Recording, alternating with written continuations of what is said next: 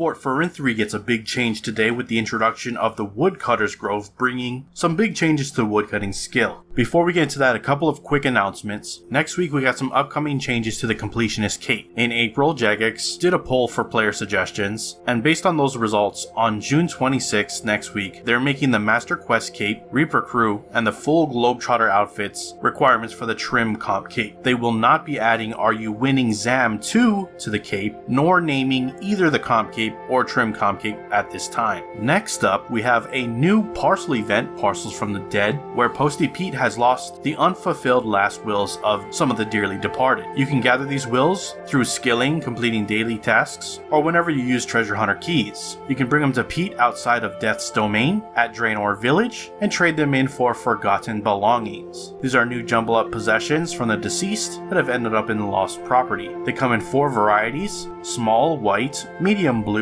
large purple, and soulful gold, and contain some new rewards. Some things you might find are the soul die. A new luminescent die can be found in any of the belongings, but it's guaranteed from soulful belongings, and you may even find double in there. We also have the Soul Witch outfit, a new cosmetic outfit with a soul theme. You may also be lucky to find various different titles among these belongings. Things like Forgotten, The Life and Soul, and Insouled. Speak to the 2 Petes at the entrance of Death office near Draenor Lodestone to get started. It starts today, June 19th, and will run until July 17th. And will be an extra week afterwards to hand in any of your remaining last wills. If you enjoyed the video so far, please hit that like button. If you're not subscribed yet and you'd like to stay up to date on all things RuneScape related, then hit that subscribe button. Thank you. Now let's take a look at the main game updates, the Woodcutter's Grove. I covered this pretty extensively in my previous video, so do check it out if you want further detail, but this is the newest addition to Fort Forinthry. As the name suggests, this is a woodcutting update, providing you with a new training area and a whole slew of other different rewards and rebalances. You can get the new wood box that can hold logs and wood spirits, a new stone spirit equivalent but for woodcutting, and you can get your hands on the new tier 80 Incamdo Hatchet. In order to get started, you want to speak to Aster or Bill at Fort Forinthry, but do note you need to have completed Unwelcome Guests. With today's update, new planks have been created using previously old log types, and they have rebalanced some of the core building's material costs. So if you haven't fully upgraded your fort, do note the recipes might have been changed. Another core big thing is a lot of the XP for not only working at the fort but woodcutting and collecting logs has been drastically improved. So that's a nice XP buff to both construction XP and woodcutting XP alike. Maybe rebuilding your fort buildings could be a viable construction method, and maybe gathering some logs from trees that previously were extremely slow are now competitive in both XP and resource gathering. Once again, I did further detail in my previous video, so do check that out if you want more information. So looking forward to see you there. With that out of the way, I want to look at the patch notes and see what's been updated with today's update, so let's check it out. Starting up, we got some currency updates. The Grand Exchange quantity buttons no longer cap at 1,000. Fixed a crash that was a result of exceeding the max amount of money for a Grand Exchange buy offer. Fixed an issue that caused incorrect information to be displayed when withdrawing coins from your pouch. Fixed an issue that would cause the Grand Exchange interface to show incorrect values for completed sales. Fixed an issue that would cause coins to disappear when attempting to empty your coin pouch into a full bank. Fixed an issue that was preventing the purchase of a blast hammer from the blast furnace foreman inside the blast furnace area. And fixed an issue that would cause the Grand Exchange interface to show incorrect values for completed sales. Moving on, we got some more updates from the community hit list. Restricted items for specific areas are now correctly removed from the player's inventory when teleporting. Fixed a bug where a player could not teleport to the wilderness events by talking with Wandering Ramaki NPC in Edgeville. God books can't be charged with 24-hour use time by using only one page, and players teleporting into wilderness will now get a pop-up warning about the dangers of the wilderness if they are opted into PvP. Lastly, one general change: music will be correctly muted now when the globally muted and or music options are toggled on when you log back in. That is if your patch notes. Links to everything discussed in this video will be down in the description below. Once again, if you want further detail on Woodcutter's Grove, check my previous video on screen now. And with that, I will see you with the next RuneScape news video. I am out. Aloha.